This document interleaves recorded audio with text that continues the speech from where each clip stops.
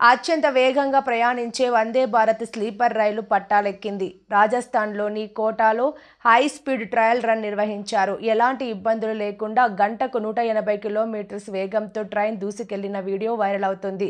ఇది చెన్నైలోని integral coach ఫ్యాక్టరీలో తయారవగా త్వరలోనే అందుబాటులోకి రానుంది. ఈ ట్రైన్లో అత్యాధునిక కవచ్ వ్యవస్థ కూడా అందుబాటులో ఉంటుంది.